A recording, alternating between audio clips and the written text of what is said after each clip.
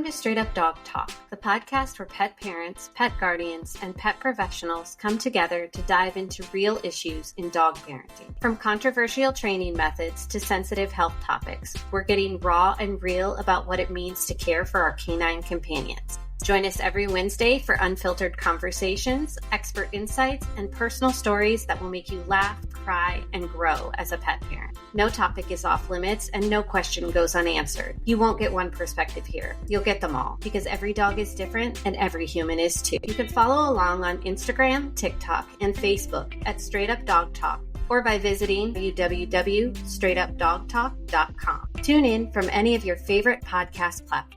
Welcome to Straight Up Dog Talk. I'm Em, and we are back again with another amazing guest this week. We have Zoe Holloway from The Dreaded Trainer. How are you doing tonight, Zoe? I'm doing pretty good. I can't complain. It's Friday, and here comes the weekend, so I'm good. I'm so glad it's the weekend.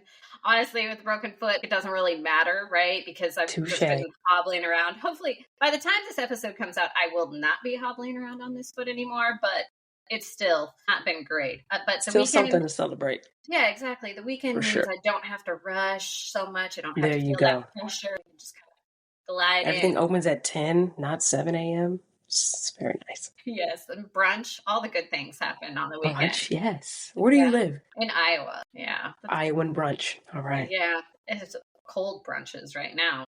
Yeah, you can't do brunch outside. It's warmer now in Atlanta, so which I call the hub of brunch. So, the people are outside with their mimosas and their avocado toast. I follow another account that's totally out of the dog realm. It's a Plantstagram account. It's a girl that's in Atlanta, and she goes to all of these brunch places that have plant walls and stuff. And I mean, it's pretty fantastic. So she's been to Planta before, which I've been to, and okay, delicious. Well, good to know that she's legit then, because it's fun to follow her, but yes, ma'am. You don't know, right? You don't know. All right, well, let's get into it. Tonight, we're just going to talk shop. We have a lot of things in common. We both did an apprenticeship through Sailor Jerry, have worked with her through various modalities on the internet, and then also you are a member of the Tulsa Pack.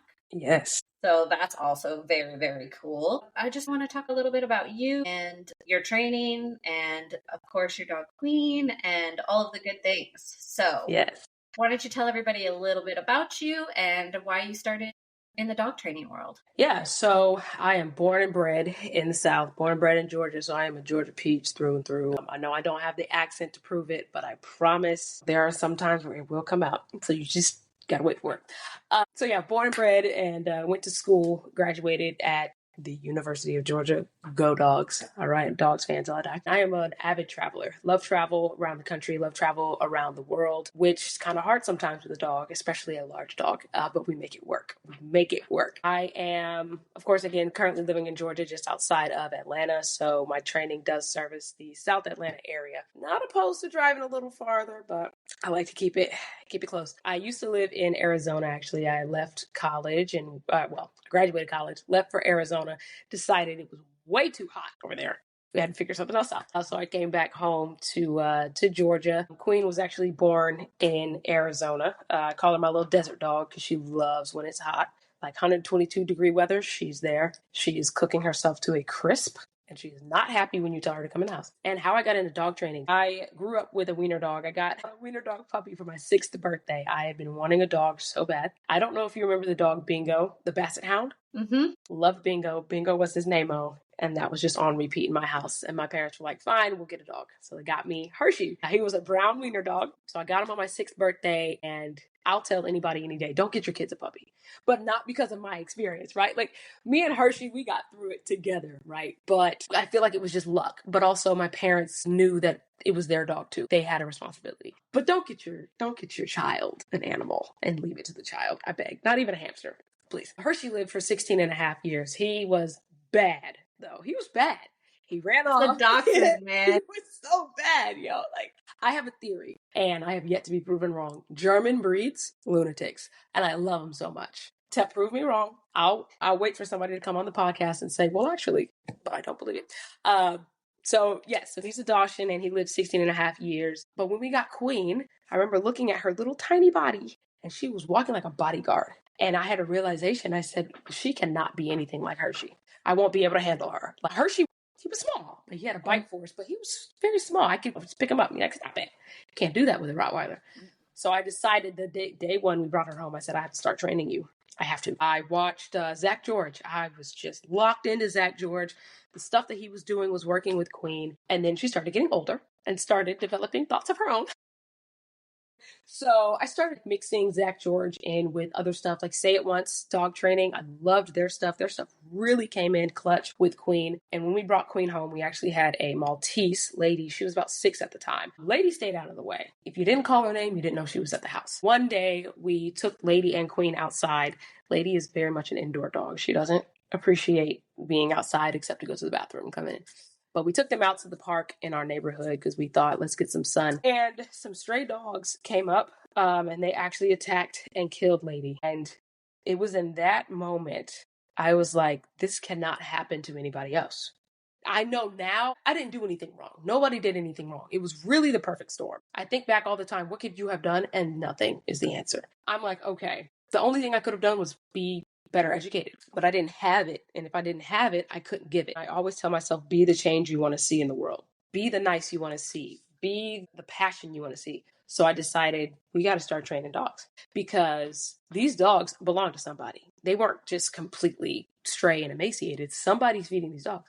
I want people to know better so they can do better. And even as the owner of a small dog that could be attacked, I want people to know better. Because if you know better, you do better. And if you do better, you can avoid situations like I was in. So that's what launched me into professional dog training. You know, people had asked me before, hey, you train my dog, you do so good with Queen. And I'm like, no, because I don't like bad dogs. Maybe there's too much. But then I started learning this is how you handle these kind of dogs. And ever since then, it's been my passion. I've always loved animals anyways, especially dogs. And so it just came naturally to me. I love that. I love that it's something that accumulated over years. I hate that you went through that tragic thing. I have a tragic story too, in which I had to behaviorally euthanize a dog because she was attacking my other dog. And we had been living the crate and rotate life for a couple of years. And unfortunately, there was a miscommunication one night. And that was the night that almost 2 dogs died, but one definitely did. And it was just an unfortunate situation. And going through something like that, it stays with you. It changes your DNA. Yeah. I'm telling you, there's a switch in my DNA now, and it took some time to stop me. I had to stop reacting to things that would trigger me from that event because I have a very sensitive dog.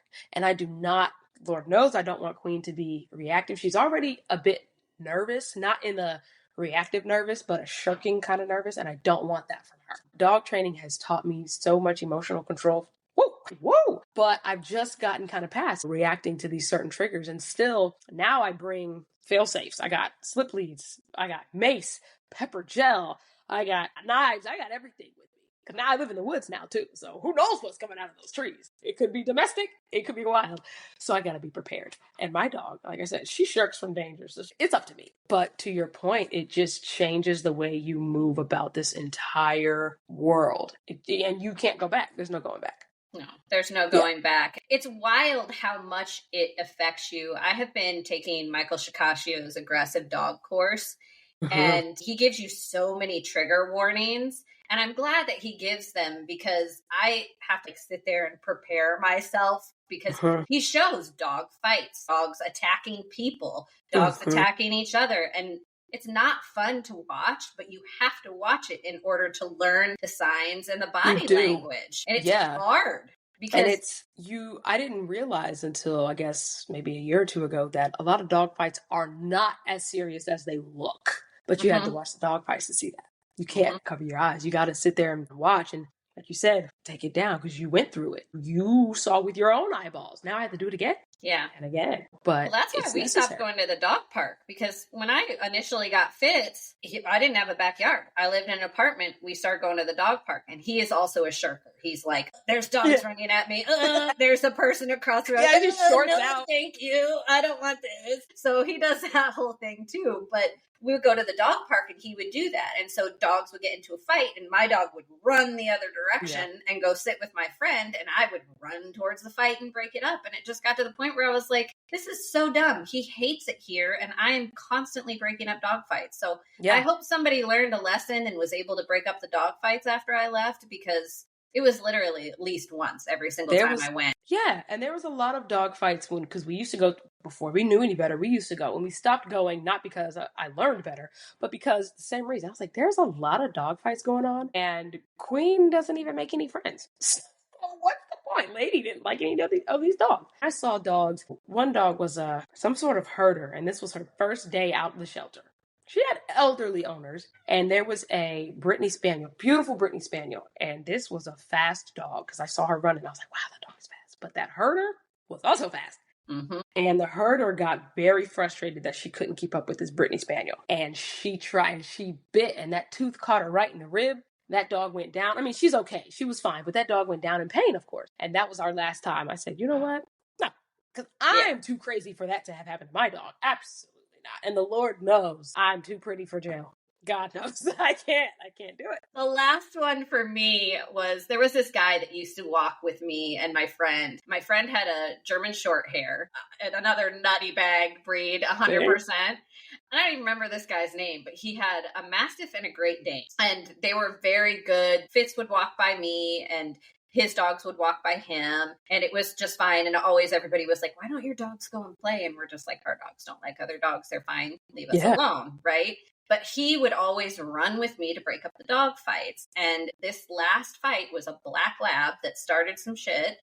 Mm-hmm. And, obese black lab, clearly unsocialized. And the lady I already got the image. Sitting on the bench at the end of the loop, reading her book, texting on her phone, and she yelled at me for touching her dog. Like, your dog is biting another dog. Why are you yelling at me? What? See? No. Yeah, and people, as another thing, is people don't know that they contribute to a lot of these dog fights and the dog issues in the moment. People yell at their dog for correcting another dog, and I'm like, oh, yeah, that was good. Your dog is standing up for themselves. Now, you don't want them to have to, but that was good. You weren't there. Who else is going to do it? And I really want people to know more about dogs, because we as a society have got to do better with dogs and by dogs. As a kid, Hershey was $250 from a breeder in Alabama. Purebred, got his papers, all of that. You'll go out now to a Dachshund breeder, and they're probably got a comma in the price somewhere, right? Yeah, probably $3,000 at least. Right, for a family dog. Mm-hmm. Hershey was okay at being a family dog, but he needed a job for sure. It would have been better for him to have a job. So we're sending home dogs with tenacity to homes with no tenacity, because people don't know any better and they won't do better. This is the whole reason that I started this podcast. That's exactly the whole reason, because people don't know that you need to understand what you're bringing into your house. You need to read the books. You need to look at the breed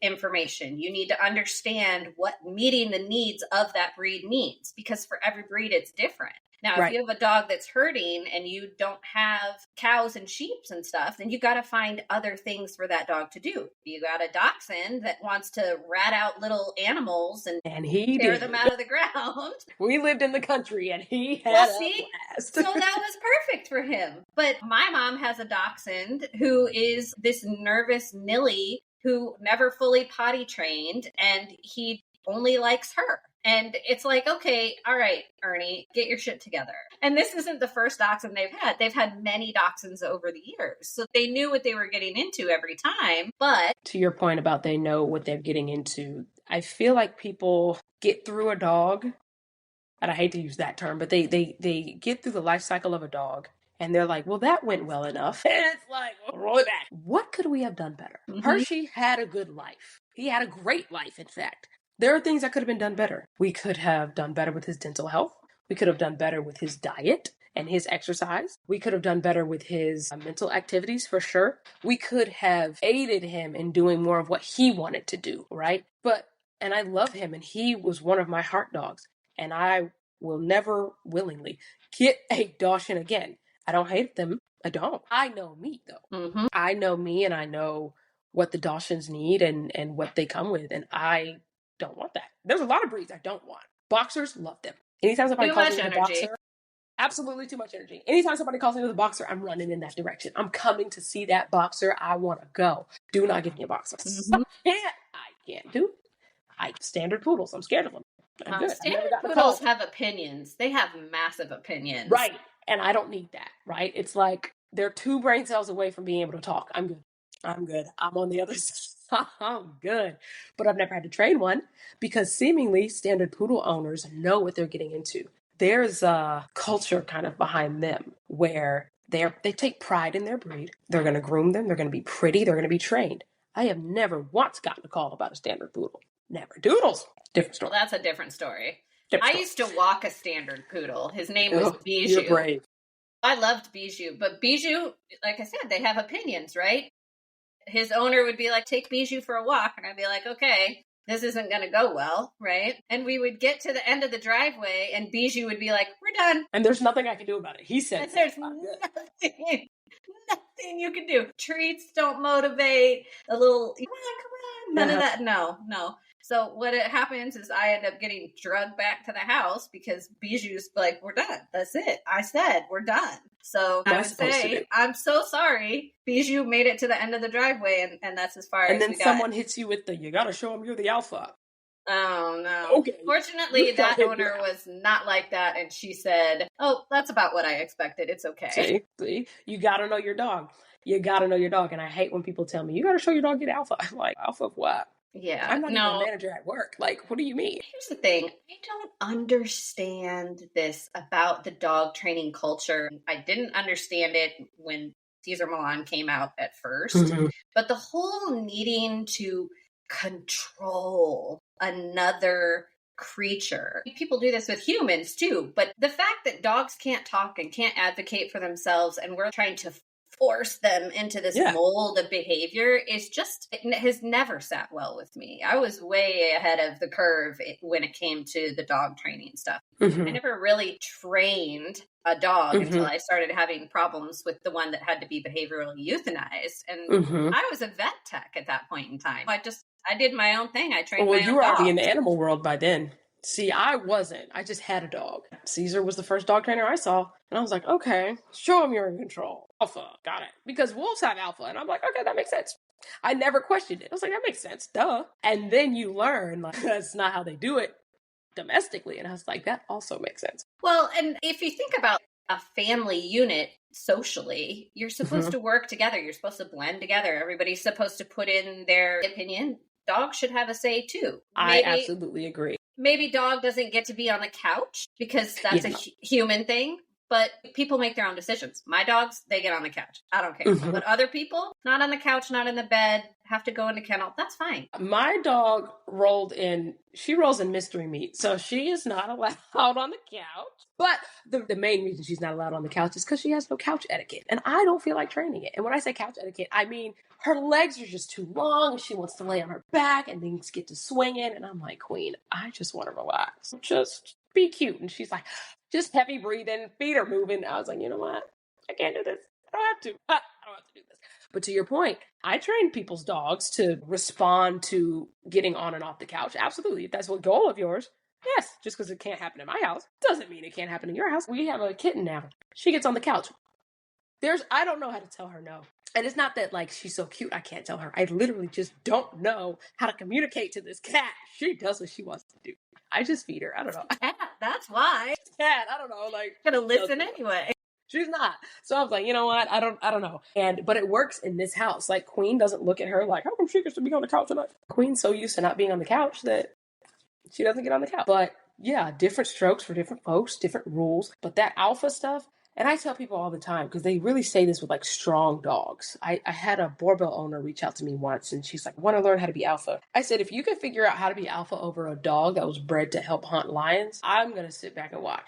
Go ahead. Because I'm going to be amazed. Who's got the time to try to dominate a dog when you can just work with them? Not me.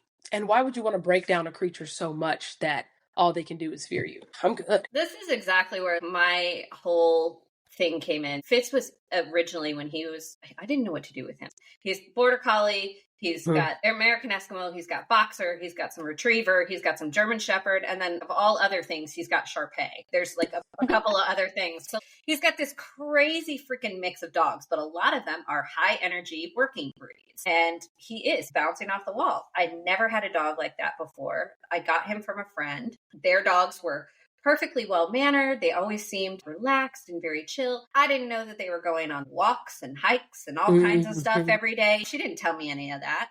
So I get this little ball of, and I have no idea what to do with him. And so he made me learn all of this stuff. He made me learn about enrichment. He made me learn about loose leash walking. He made me learn everything. But the first trainer I hired, she put an e-collar and a prong collar on him. And I went immediately because, immediately. I went with it because I didn't know any better, right? I was just like, this is a high energy dog. I've never had a dog like this before. None of my dogs have ever been like this. They've all been easy to train, easy to walk, whatever. And he's the psychopath. So fine, okay, right? So just roll with it. But then after the training was over, that took about 6 months. And then I'm uncomfortable with this. I don't like this. And so I just stopped. And obviously he reverted because I stopped. And then eventually that's how I stumbled onto Dogstagram and Jerry and all of the things happened. But it was so, what's the word? Affirming to know that I wasn't the only person that was like, there's got to be a nicer way to do this. I don't want to yank on my dog's throat. I don't want to shock my dog into submission. I don't want to take away his personality because he is a perfectly amazing, goofy weirdo, and I love him just the way he is.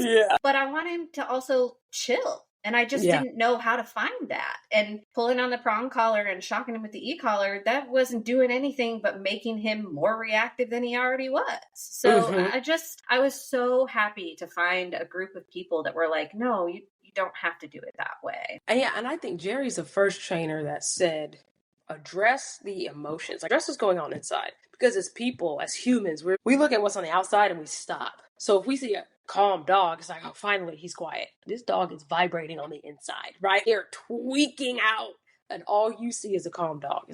They're actually suffering. Now, I tried the e-collar with Queen. I was just talking to my friend actually today. I've taken Queen off of it because I've been thinking about just resetting her. And I was like, I don't know if it's me, the way I'm training on the e-collar, or if she just doesn't respond to it. But I feel like it's her because I've trained dogs on e-collars. I've trained pitties, staffies, St. Bernard. I've trained them. She's the problem. But she's not the problem. It's just that maybe the e-collar is just not her jimmy jam. And she didn't have an e-collar prior to us moving back to Georgia because she didn't need it. There was no time where my dog would be so far from me that I couldn't, But when we moved to Georgia, we moved in with my mom, who has a lot more land than we had. So Queen was going to be very far away from me. So I was like, well, I need an e-collar. And it just didn't take. I mean, recall just worked better. However, Queen is on a prong collar, not because she's out of control, but because with her nervousness, I start to lose her. If she's on a harness and things get too intense, I start to lose her. It's like she forgets I'm here. And she doesn't get reactive. She doesn't try to run off at all. She stays pretty close. But it's the guidance that she needs. And people tell me, you're abusive for putting your dog on a prong. What they don't see is that once we get in the groove, that prong comes off and that harness is, boom, we're locked into the harness because now we are here. But sometimes my dog needs to remember, hey, I got you, I'm right here. Because you see those eyes get big and she starts freaking out. Queenie, come on, babes, bring it back to me. I have never done a prong with a client, A, unless they ask, but B, I've done it on one client and it was because his owner couldn't physically control him. Well, see, and that's another thing. Like, physical safety is a thing. I'm not against the use of prong collars and e-collars at all if they are used properly, safely, and you can't just throw them on every dog. No, it doesn't make any sense. What do you need an e-collar for in the middle of New York City? Where is your dog going? Nowhere. What do you need a prong collar for on a dog that's on a farm all day? Your farm. Do you need it to be close? Do you need to do loose leash walking? No, you don't. So what's the point? I mean, I think every dog should learn leash pressure, 100%. But prongs? Queen would not need a prong if she was not nervous. She wouldn't need it. It goes back to the whole training the dog in front of you, right? Yeah. Absolutely. Every dog is different. And if we don't address them as individuals, we're not going to make any progress. I feel like we start to lose the plot there. Yep. Absolutely. Yeah. And I definitely try to train the dog in front of me. And that's why for my clients, like I make lesson plans because I want them to be able to follow along. I don't want you to sit there and go, what was that she taught me? No, remember, pull up your lesson plan in 2 months. When you forgot what we did in week 2, boom, it is right there. Remember that? Scatter feed. But you do have to look at the dog that's in front of you. And new issues arise all the time, especially when you go from puppy to adult. I've got a Doberman client who's turning 2 next month. The changes that she's gone through from the first time I trained her as a puppy to now, it's like a new dog. She's like a brand new dog. And I tell my puppy clients all the time, you're going to think when your dog turns about 1.5, 2 years old, you're going to think that I'm the worst trainer in the world because I didn't teach them anything because they're going to lose every piece of sense that you ever taught them. Terrible twos, real thing. I was like, they'll come back. I promise they'll come back. But you got to stay consistent because Queen, I thought she lost her marbles. 1.5 mark, I was like, am I the problem? You act like we've never done a day of training. These dogs, they change with you. They adapt. They're just like people. They're babies. They see the world. They adapt to the world around them. And especially these COVID puppies. Queen is a COVID puppy. Things are changing around her. She missed that socialization window. Gone. And now she's adapting to everything that's in front of her. So training the dog in front of you is so vital. I can't imagine why trainers would not meet a dog first and then just automatically know what you're going to do. Yeah. That doesn't make any sense. I have a couple right now that I'm working with, and they have 2 dogs. And we're working with both dogs. Yeah. And I told them from the beginning, you're going to get a daily update on the lesson plan. You're going to get a daily update because each of these dogs is going to learn completely different than the other one. And one is going to learn something faster than the other one, depending on what we're working on. And one is maybe not going to get it right away. And the other one's just going to be like, oh, that was cake, right? Yep. So it was funny because when the 2 dogs started, we go through the basic stuff, the hand feeding, the scatter feeding, the really easy stuff. Everybody's picking up on stuff real quick. But then we start working on some muzzle work, and then we start working on some leash work. And now the dogs are diverging in 2 paths, and the owners are like, oh, I understand why we're training separately now. And I'm like, yep, it was coming. I told you. These are 2 different beings right here, and I can't tell you who's going to do what faster. We're just going to rock with it. And that's what I tell my clients. I'm like, this is subject to change. Most of the time, the dogs learn faster than the lesson plan goes, but your dog may not get it. I had a beagle that would not lay down. I was like, what's wrong with your dog? Does she lay? Is something hurting? This dog's body. I was just like, why won't you I was like, okay, maybe she just doesn't want to. We're moving on. Whatever, who cares? Your dog's gonna lay down. Next, I need people to be able to break away from the rigid Caesar Milan training and, I don't know, live their lives. Queen is so goofy. This girl is so goofy. There's nothing I can do about it. I just gotta laugh and accept it. That's all I can do. But you gotta learn to roll with it. As a dog trainer, I can be quite lenient with my dog. Not too lenient because she will push the boundaries. But I'll say, Queen, go to your place. She'll go to her place and she'll put a paw off. And then she's looking at me. Now she's looking at me like, can I come off? Can I go? Can I come off? Now we're staring at each other. We can have fun with that and still implement a structure. And people are like, you need to be firm with you need to be rigid. You need to, I'm like, chill out. Like, what's the point of having a dog if you are not having fun with the dog? If we're just like, rule, stay on your placemat, stay in your kennel, do this stuff all the time and be boring, what the heck? Why not let your dog have a personality and just run with it, man? You gotta have fun with it. Just let the dog do the thing. They're not doing anything bad, are they? You just don't want them to do it. That's stupid. That's dumb. Go read a book, touch grass. I don't know what to tell you, but there are just some things that I will not take away from a dog. And I'll tell an owner, this is just their personality. I'm not going to stop that. You can try to stop that. That's not why you're paying me to be here. I'm not going to stop that element of their personality. And there's things that some people are really, really nitpicky about. And one of those things that I have found that people are really nitpicky about is barking. I don't teach my dogs to not bark, okay? Yes, I have window film up on my window so that he doesn't trigger bark at everything that walks by the house or drives by the house, but I want him to bark if somebody comes in the door. I want him to bark if we're in the backyard and he sees something. I want him to bark if we're on a walk. I'm not going to teach him not to bark because that is part of his genetics. That is part of his alarm his system. Communication. Yeah, he's telling me, hey, there's something and I don't like it. Okay, thank you for letting me know. And let's move on now. Yes, we have management tactics and we have alternative methods of keeping him from barking. But people come in my house and they're like, why do you let your dog bark so much? Because he's a dog. What do you want me to do? Like, that's like, My cat, she's a very vocal cat. She's got a lot of opinion.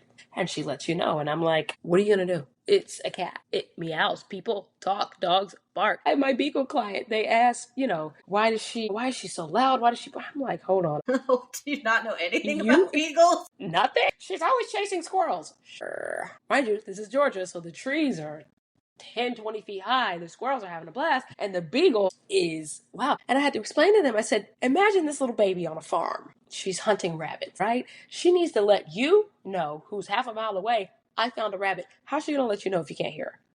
That's why she's so loud. She's got to let you know. But you have her in the smaller yard, which is fine.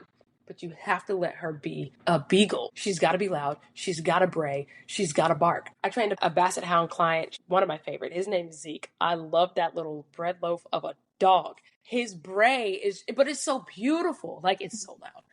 And she lives in an apartment complex, so it's bouncing off of the buildings. But it's awesome, right? It's awesome to see these dogs do what they were bred to do. And Queen, she's 12.5% Portuguese water dog, 80 whatever rest of percent Rottweiler, and my baby's gonna bark. Screw it. I mean, she's alert. She's sensitive to changes. If a leaf falls overnight and it wasn't there yesterday, she's gonna know, why is that leaf here? And she's gonna go over. I love that because I need to know these things. I need to know what's going on in my yard. Things are going to start to wake up soon out of hibernation. She's gonna tell me. Why not?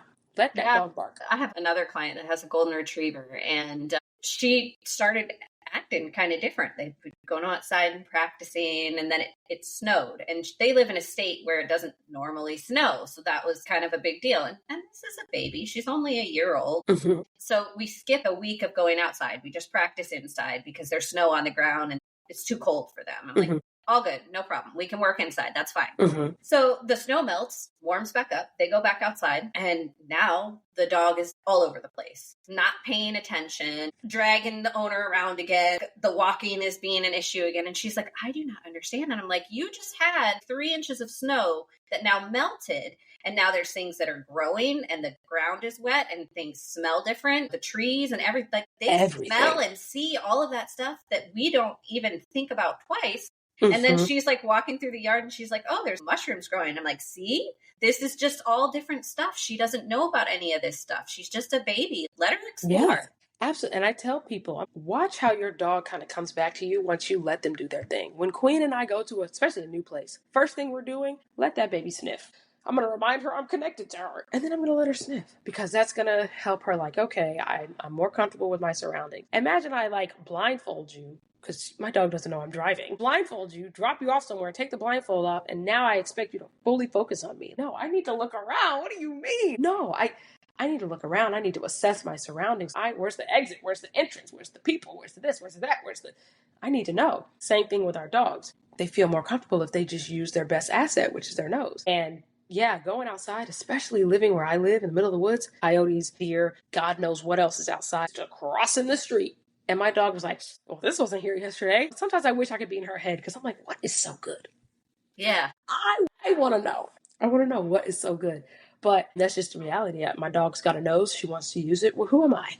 Who am I to say no? Mm-hmm. But that's one reason why if I go on a run, I'm not taking my dog. And I'm not even going to take the time to train her no, I'll go. Leave that baby at home. She wants to sniff. I'm going out on a run. I'm going out on a walk. She can stay. But people have to learn to acquiesce and work with their dog in those kinds of ways and just know what kind of dog you're getting. And if you get a shelter dog, if you get a rescue, or if you get, what do they call them? Super mutt, like all the mixes and stuff. Mutts. Just throw some things out there and figure out what they like. Or do a DNA test and then do some research. Something. I beg of thee. And I ask my clients and they're like, oh, I went to a German Shepherd breeder. Okay. Do you know if the parents are show line or working line? I don't know. Do you know if you went to a backyard breeder, an AKC breeder, a puppy mill? Where are we going? What do you mean you don't know? I had one client, loved him to death. He is 50% Malinois, 50% Golden Retriever. My goodness, that's a mix. I said, he looks all Mal. Looks all Mal, acts all Mal. But he's 50. And, his dad was a police dog and this and that because his dad was a Malinois. I don't know what accolades mom has. But I'm like, to work with all of this. You're putting 50% Malinois in the brain, 50%, assumedly 50% of each, and now they're fighting each other all up here. Like, that's a lot for a dog to go through. That's a lot.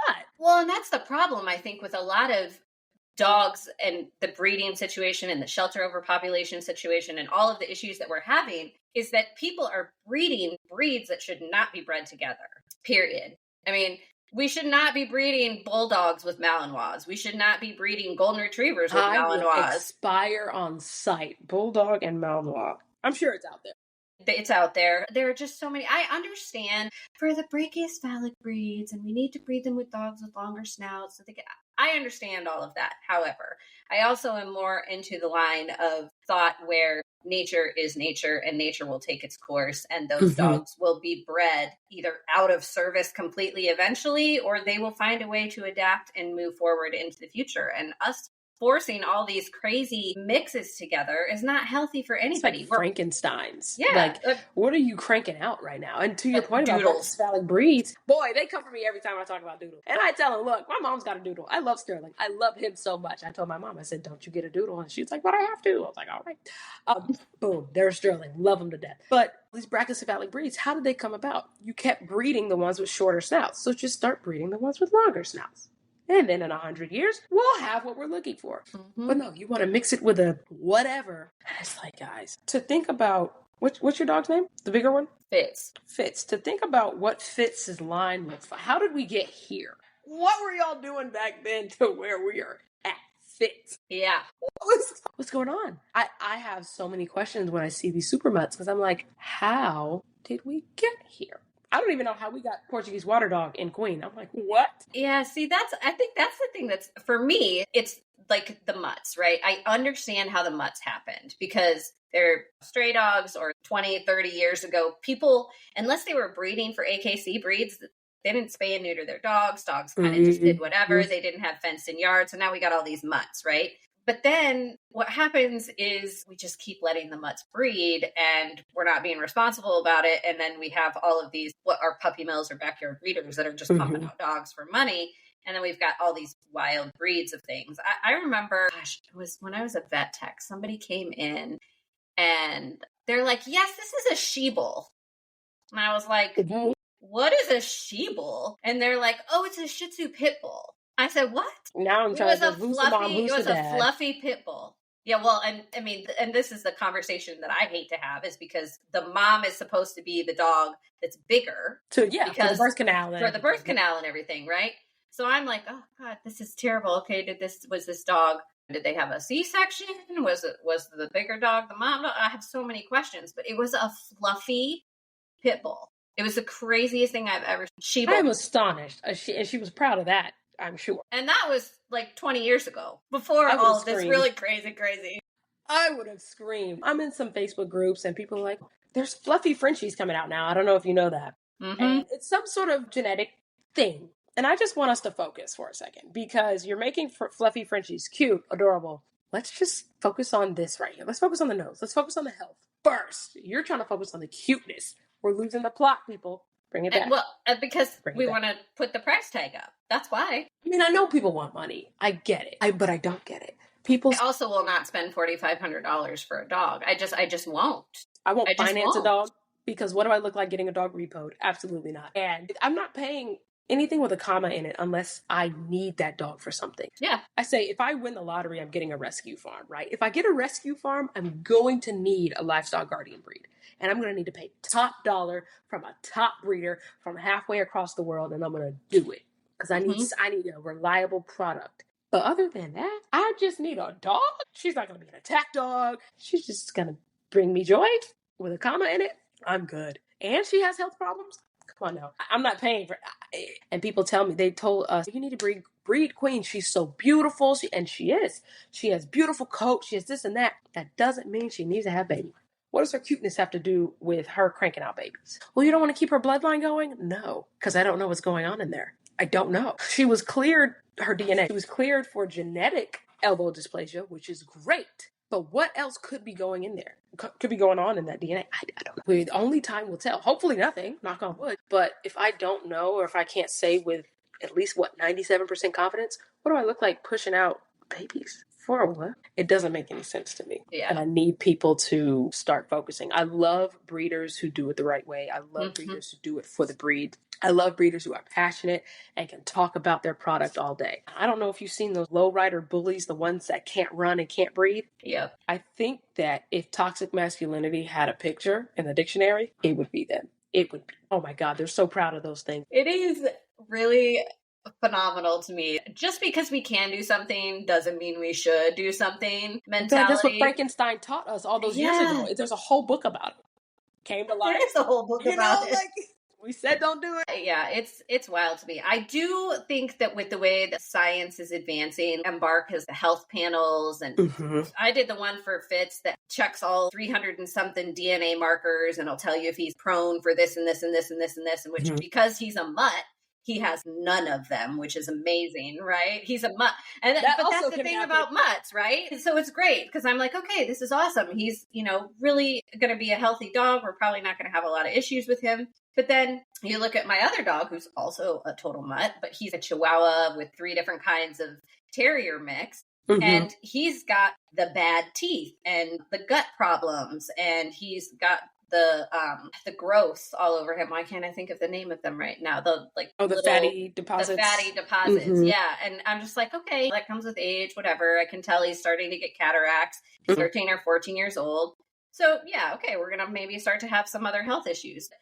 Again, it's a roll of the dice, and every puppy in the litter is different. Yes. So you can get, and that's the other thing that I don't understand about this breeding for a look or a coat or whatever, because you can't just go into a person and be like, I want a dark-haired, blue-eyed, you know what I'm saying? Strong facial hair. My mom didn't look at my dad and go, yeah, you're going to give me a pretty baby. Like, no, that was not her first thought. She's like, I love you. We should get married. That's how people do it. It's wild to me. Just, it's something. So it's definitely been interesting to see in the dog world how people approach things differently. It's a firsthand view, man, as a trainer, because people ask you these questions and you're like, you have a what? Okay, let me go look that up real quick.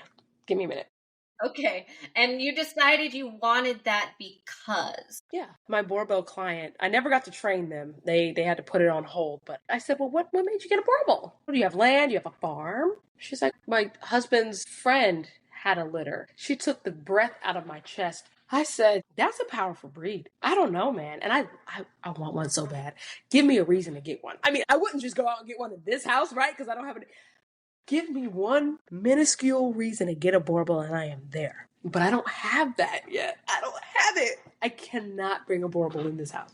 That's how I feel about Connie Corso. If I love them, but if I could have one, I would absolutely. But I also know that there's other things. My sister has had Mastiffs and Basset Hounds. Okay, so that tells me something about a person right there, right? Mastiff to Basset Hound. There's a very distinct. She also now has a Bulldog. So do you know how much slobber those breeds of dogs have? I'm a very, woman. I have to clean a lot type person. So if there's slime on my walls every day, that's not something that I want to do with my life. Yeah, everything I have is covered in slobber. My clothes, my table, my walls, my kitchen counters, everything. People don't think about those things. They're like, oh, I'm going to go out and get a Great Dane. Okay, do you have a big enough space for a Great Dane? Most people don't. You need a barn, man. Yeah, and you need to make sure it has its own couch, too, because there's definitely not enough room on the rest of the couch for anybody else. They don't know, and that's a reason why most Mastiffs are out for me, is the slobber. I can't do it. Huskies are out. I'm not doing that hair. I refuse. Huskies, Malamutes, German Shepherds, they're out. I refuse. But I know these things, and I just need people to do a little bit more than a Google search. I need people to understand. And when I say more than a Google search, I mean more than the first AI spit out of Google. I need you to go and look at videos. I need you to go and look at training. Some dogs are less intense. These toy breeds, way less intense. But you want a Malinois for the look of it. Looks, where's the look going to give you? You're living in an apartment in the middle of Atlanta, babes, and you don't do anything there. So what are you going to do about this Malinois or this Dutch Shepherd? They are beautiful. Trust me, I understand. They are beautiful. But you do not know what you're signing up for. First of all. And second of all, if you are getting a dog because of the way that it looks to fit an aesthetic in your life, you probably need to rethink your priorities. And your aesthetic. Because, I always wanted a big dog, and I wanted a Doberman. And my wife was like, no, they're too bony, and you can't cuddle them. She's like, I want a Rottweiler. I was like, no, they got stupid little beady eyes. It's like recessed in their head. I'm like, they look dumb. But of course, happy wife, happy life. So we looked for a Rottweiler. Get a blockhead.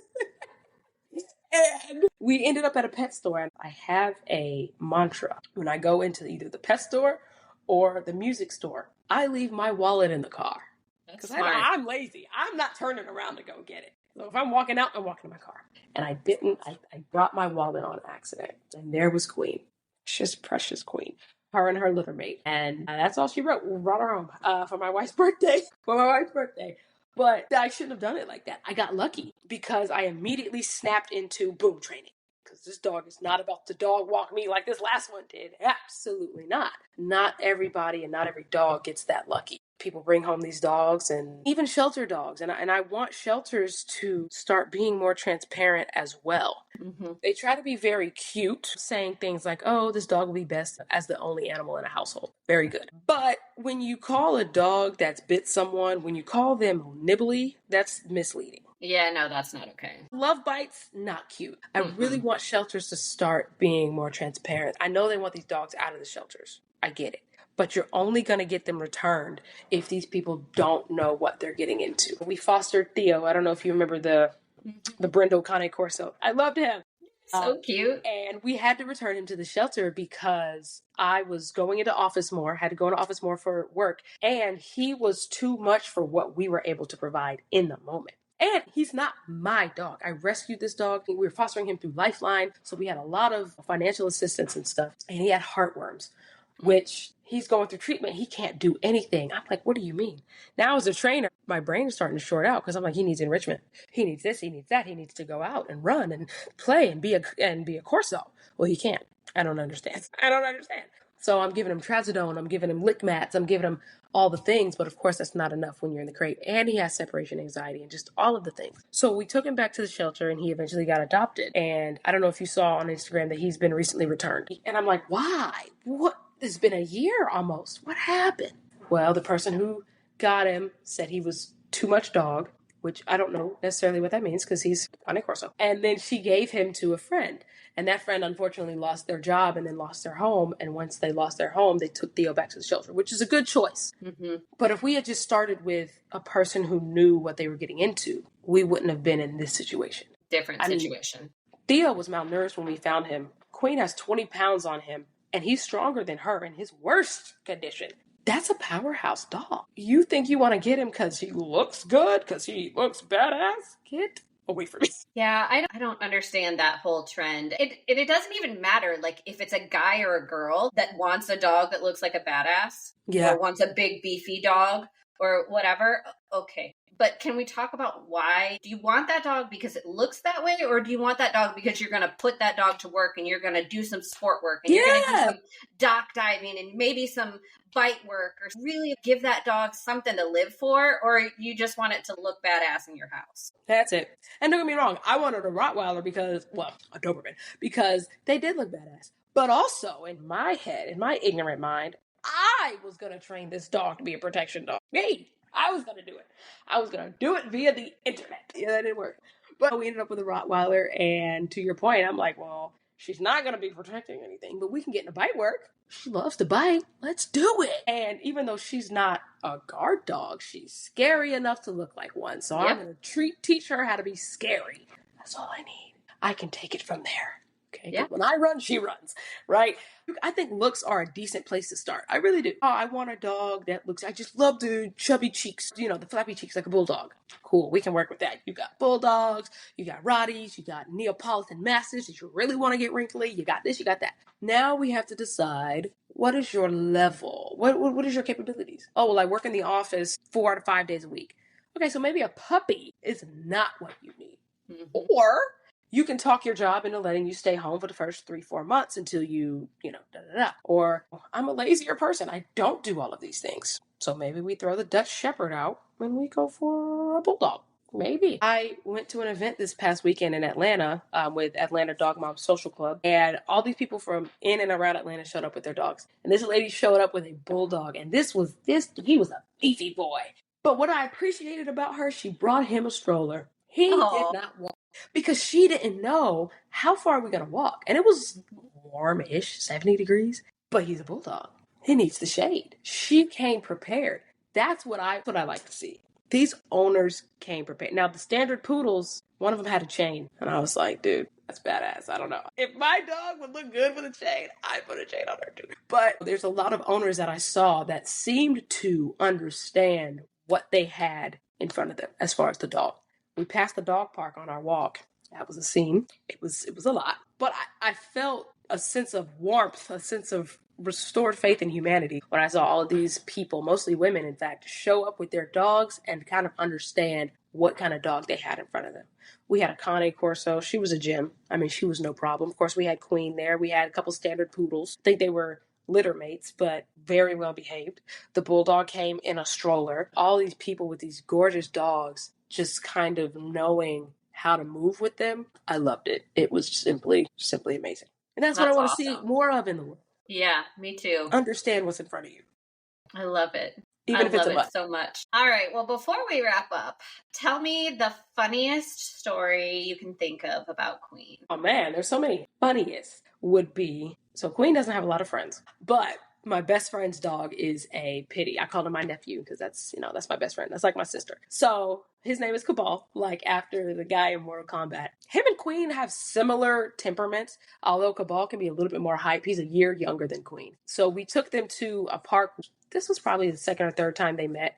But we really wanted them to get used to each other because we're best friends. We're always going to be around each other. We know we're going to have to babysit dogs. And we wanted our dogs to at least get used to each other. And Cabal was still a puppy-ish at the time. I want to say he was a year and a half, maybe leaning 2. So he still got a lot of puppy energy. And of course, just like any pitty or staffy, he likes to play like he is a linebacker in the NFL. He is just ready to go. So him and Queen, they would get into it a little bit as far as like playing. They would do a little bit of play. And then Queen's like, okay, I can't. You're doing too much. So Cabal, they were far apart. And then he looked at her and he took off right towards her. Full speed. And Queen stood there staring at him. She locked up like a freezing goat, just like a freezing goat, locked up, and she tipped to the side. And we cackled. I was like, Queen, we're leaving. I said, did you just faint? She just stiffed and then tipped. And I was like, we're going. We're leaving. What do I look like walking with a Rottweiler who faints? I was like, oh my God. Oh my gosh. That is so funny. Fantastic. That was fantastic. I was just like, Queen, all right, man. I get it. It's cool. Those are the moments that you wish you could have captured, right? Absolutely. I'm like, God, I wish I could replay that over and over. It replays in my head because I was going to say, it lives in your head. Could see it. Yes, but no one else could see it. Those fainting pygmy goats, that was Queen. And I am nowhere close to kidding. Oh my gosh, that's so funny. Well, Zoe, thank you so much for being here. It was amazing talking with you. I feel like we covered a lot of ground and we have a lot, I think, in common. And we're both coming from very similar perspectives when it comes to helping the client help the dog. So what would you like to leave the listeners with? I would like to leave the listeners with virtual training. Virtual dog training is, I think, still on the up and coming kind of thing. And people think that I need to be there in person to help them. But I think that any trainer that is worth their weight in salt, even if they show up in person, they're going to touch the dog as minimally as possible. Your dog probably doesn't even notice that I'm here that much. They want you. They do. Even though you don't think they do, they probably do. So dig into virtual training. It's usually cheaper because you don't have to pay for my travel. But dig into it. As the trainer that I am, I'm not out to make the most money possible. So I tell people, go look at the free stuff. Go. Send me a message and ask me a question. Because I answer a lot of general questions. There are some things that I legitimately cannot answer unless we do training. But if I can answer it in the DMs, I'm going to answer it. Get into virtual training. Pay for the courses. Go on YouTube. Go to Jerry's training packages and her pre-recorded trainings. Be a part of PilsaPack or be a part of whatever other group out there. Send your favorite trainer the messages. If they're, again, worth their weight in salt, they're going to answer your question. Don't be afraid. Don't be afraid to ask questions. That's a great message to leave 100%. everybody with. So thank you. Well, thank you so much for being here, and we will see you guys next week on Straight Up Dog Talk. Straight Up Dog Talk was created by Emily Breslin. It is edited and produced under the supervision of Straight Up Dog Talk, LLC, and Emily Breslin. If you're enjoying this podcast, follow or subscribe, and be sure you don't miss an episode. And leave us a review on your favorite podcast platform. Looking for more honest and relatable dog content? Check out our sister show, Unpacked, with Jerry Sheriff and Madison Simpson. Thanks for listening to Straight Up Dog Talk. See you next week.